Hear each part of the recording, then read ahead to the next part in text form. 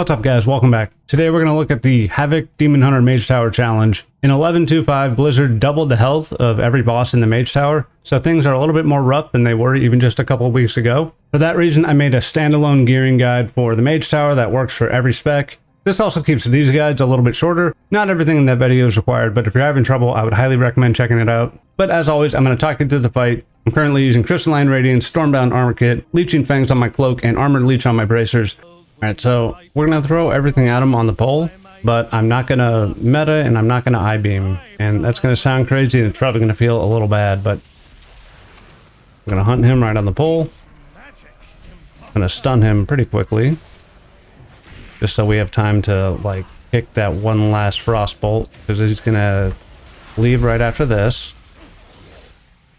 Yeah, there we go. And we're going to I-beam all this stuff down, and you got to... You know, he can combo you with like a Frostbolt, and that can be gross, and it can actually kill you pretty instantly, because a Frostbolt plus a Comet Storm tick is enough to put you down, right? But for the most part, that's not going to happen, especially if you kick him right before he leaves. And then you're going to get a lot of return healing from the AoE damage, converting the healing from Leech. There's our next one. We're going to meta jump out of here, because you're immune when you meta, you're going to stun him when you come out. You're not going to take any damage from the Razor Ice, anything like that. And now we're just fighting for our life. You got to be doing damage the whole time. Just always doing damage. ABC, always doing damage. To get, you know, soul fragments to proc. And to get return healing from Leech. We're going to stun you. He's going to leave us in a sec. I'm going to pre-blur this too. And we're going to I-beam. We're even going to blade dance on the way out. Maybe kill one more thing. And you see all those soul fragments, right? That's all sorts of healing. Next up is going to be the intermission, so he's not going to dump us in a prison. You just don't want to die right before that happens. We're going to Chaos Nova you. We got a fragment over here. We'll pick that up. And remember that Aldraki tree is going to allow us to spawn a lot more fragments than you otherwise would. We kick that. Here comes our intermission. We double jump and then we double dash. Not much else required. Now Arcane Barrage is going to be a little bit more damage than the Frostbolt, like nearly twice the damage. So ABC always doing damage. We can kind of meta here, or I-beam meta rather, because we don't have prisons coming up. And we're going to hunt here, take a big hit there, and we're going to stun him here. Like the Arcane Barrages are a little bit longer casts, so a little bit safer. But if you're not at topped health, if you're not topped off rather, you're going to be in for a bad time. But easy top off with all the Leech. We're going to Chaos Nova you, and he's going to teleport probably now. Yeah. Here's our intermission, and I see him way over here. We got to go before like the channels get off. So here's our kick. Shadow Barrage. They can also kind of spawn under him, which is like a super bad time. So don't get hit by that. But he pushes at 10%, so, you know, there we go. Once he's back to Frostbolt, it's a little less hectic because they come out faster, but they do have to damage. So you have a little bit, you know, you have more globals in between your health getting super low. Whereas at Arcane Barrage, you let two full casts get off, then you're kind of in for a bad time. You know, you're going to do so much healing from Leech, more than half of my healing from Leech here. And right here, this boss doesn't do too much damage. You're going to be like, okay, just fighting him. Bring him to the edge here, throw down our sigils. And we're going to save meta, because the first set of ads come in like 30 seconds. I mean, you could probably send it on the pole, but you're not going to get two metas. Unlikely. You know what? That's not even right. But if you're going to get a third meta, then, or a second meta, you can get it at 2.5 minutes versus 2 minutes. The Seed of Corruption debuff is when the ads spawn, so we're going to drop them here. We're going to I-beam them up, we're going to snare them with our glaive, Chaos Nova them, and then just, we're good to go here.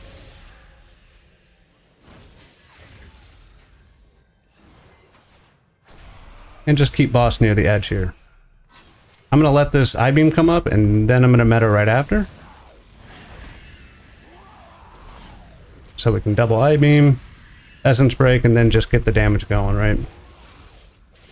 Don't forget to Fellblade to pick up your fragments. Fragments are mostly going to be here for getting your glaive toss empowered. Reaver's Glaive, I think. That's what it's called. And the boss does a little bit of damage, but again, if you survived any of the damage in the first phase, you are going to be just fine. I probably didn't want to I-beam, but I think I still got enough time. The ads are about a minute apart after the first set. Pretty sure. So we'll hold on to the next I-beam, and the debuff's like 8 seconds, so that I-beam's going to line right up.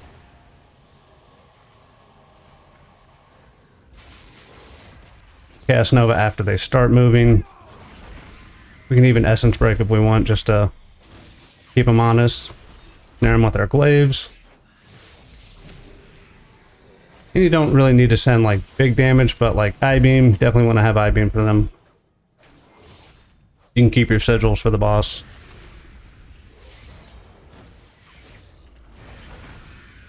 You can even stun the boss. I wouldn't, you know, it's not like the biggest deal in the world. He's at half health. I got about half the room left. You know, we'll have meta coming up in 45, so we'll have time. Yeah, throw an unempowered glaive there. That doesn't feel great. And we got our hunt. Yeah. Also, you know, you could look totally like Bloodlust, right? I don't have any drums, but if you're going to use drums, use Feral Hide drums. Probably save our sigil for the next set. Yep. Just want to have like one button. I-beam's pretty much always going to be up.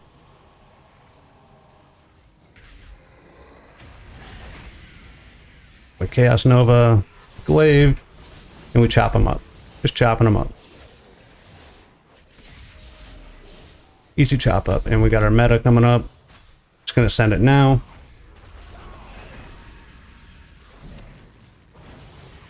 I think it's a minute between ads. Might be wrong.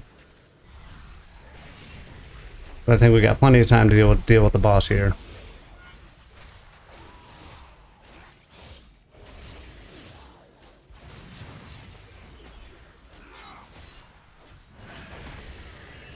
And honestly, like, if the ads are going to spawn on you, are they 30 seconds? It might be 30 seconds. If they're going to spawn, you can even nether walk and, like, spawn them way out, then come back. If you're good at, like, timing that stuff. He's so dead before they even spawn, though. Here we go. And see, it is dicey. That's, like, what their primary stat and chance on... Ooh, they spawn when he dies. But what do they do if they go to the... Okay. I thought they were going to, like, res him.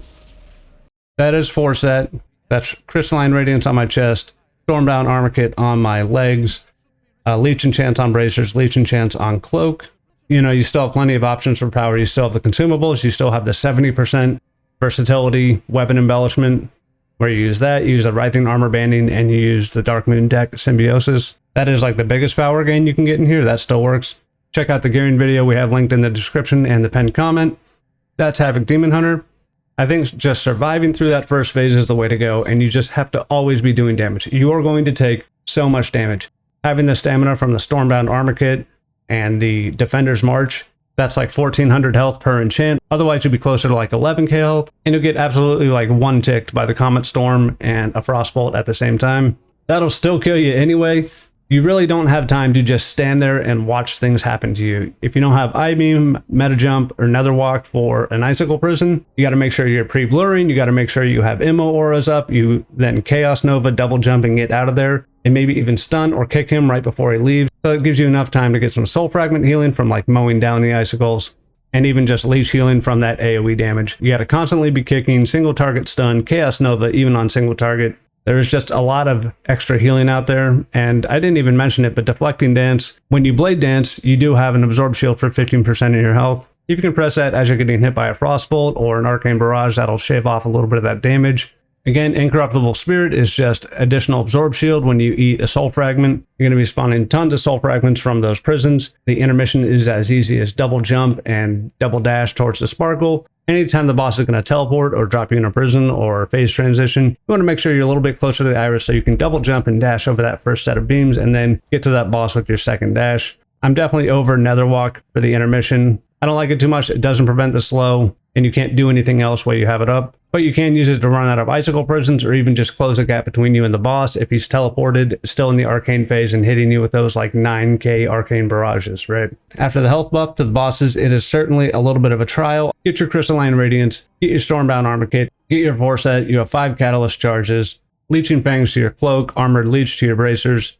That'll bring your base leech up to 22, 32 in meta. Even without those enchants, you'll be at 10% leech baseline, then 20% in meta. You just have to keep doing damage, keep spawning those soul fragments. I highly recommend the Eldrazi tree. You spawn more soul fragments. Bellblade will help you consume soul fragments. You'll get additional absorbs based on soul fragments you consume. It's a little bit more damage outside of meta form than Felskard, so you can more comfortably save your I-beam in your meta to get out of those Icicle prisons. Those ice prisons are going to be the biggest learning curve. You'll probably die to Comet Storm and Frostbolt damage overlaps. Don't let that get you. Those first 3 prisons, then that intermission happens. You're unlikely to see a 4th or a 5th one. And just make sure you're using your kick and your 2 stuns to mitigate that caster damage in the first phase so that you're not going to take a Frostbolt at 2k health, or you're not going to take an Arcane Barrage under 10k health, right? If you're at full health and he's going to cast on you, don't use them. Wait until it winds up that next cast. Just keep hammering your rotation. You're going to spawn more soul fragments. Make sure you're wiggling around to pick them up. Make sure you're using Fellblade to pick them up. You can even kind of stay near the old prison and throw sigils on top of them to spawn more soul fragments. You can see my consumed soul had 91%